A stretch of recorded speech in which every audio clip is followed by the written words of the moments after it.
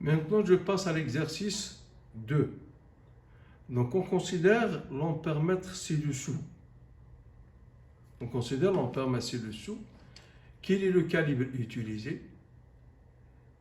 Le calibre, comme vous voyez ici sur cette échelle, c'est 0,1 ampère. Parce que si on ne le connaît pas, parce qu'auparavant on connaît l'intensité du courant, donc on a choisi un calibre qui est proche du calibre, de l'intensité du courant. Parce qu'on a vu, comme vous voyez ici, l'intensité du courant c'est 0,065 ampères, donc on a choisi 0,1 ampère et le supérieur au égal. Donc, calculer l'intensité du courant, I est égal au calibre, c'est 0,1, multiplié par la déviation indiquée par l'aiguille, c'est 65, sur la déviation totale, c'est 100. Maximale, c'est 100, donc ce qui donne 0,065 ampères.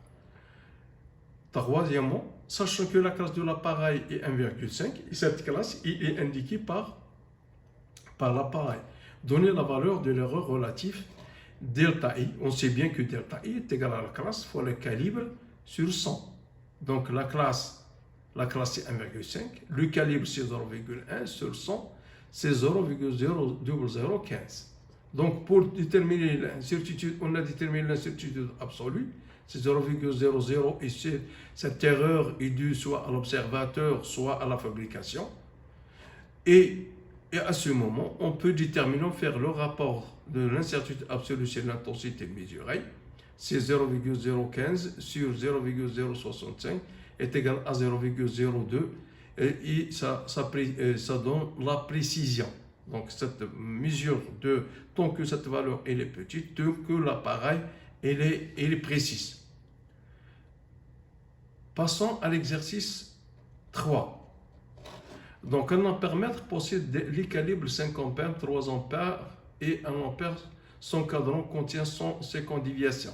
Recopier et compléter le tableau suivant. Comme vous voyez, vous avez le calibre, vous avez 5 ampères.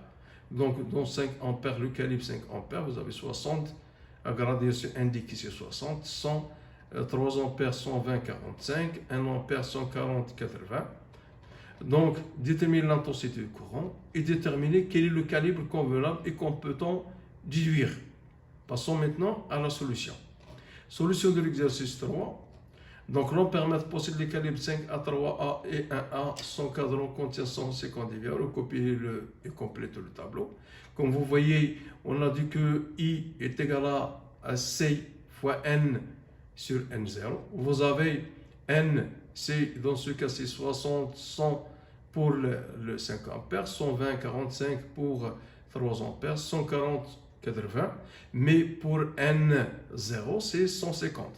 Donc, c'est que pour calculer l'intensité du courant, donc est égal au calibre, donc N 5 ampères, 5, N c'est 60, sur 150. Et comme ça, on a trouvé la même chose pour 5 ampères, mais dans la déviation, c'est la gradation indiquée par l'aiguille, 600.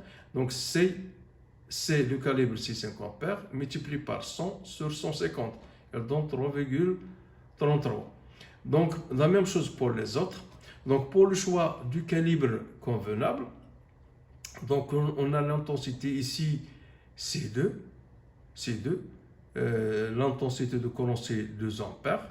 Donc, pour choisir le calibre 5 ampères, c'est trop. Donc, il faut choisir soit le calibre qui est supérieur ou égal à 2. Donc, on a choisi le 3.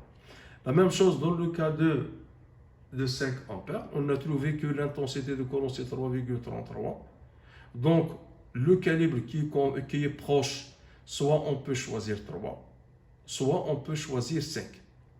La même chose pour le calcul des intensités de le cas de 3 ampères, donc c'est 120, c'est C, c'est 3, multiplié par 120 sur 150, ce qui donne 2,4.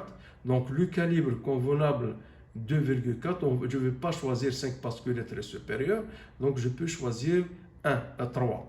Le calibre 3, c'est le calibre le plus proche de l'intensité C3, donc je ne vais pas choisir 5.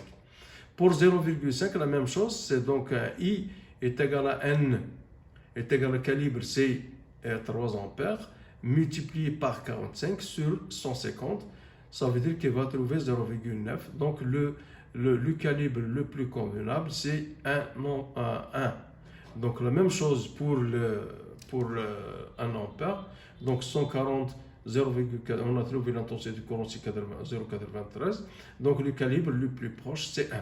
La même chose, 0,5, le calibre le plus convenable, c'est 1. Que peut-on déduire? On constate que le calibre choisi doit être supérieur ou égal à l'intensité trouvée. Donc c'est ça la conclusion. Et on a dit le calibre, on a défini tout d'abord le calibre, c'est l'intensité maximale que peut mesurer un ampère-mètre. Mais une fois connaître l'intensité du courant, je vais choisir le calibre. Je commence par le calibre le plus grand puisque je ne connais pas la valeur de l'intensité. Mais une fois que je connais, j'ai calculé l'intensité calculée ou bien mesurée, donc je vais choisir le calibre qui est supérieur ou égal à l'intensité trouvée. C'est ça, et ça la valeur exacte.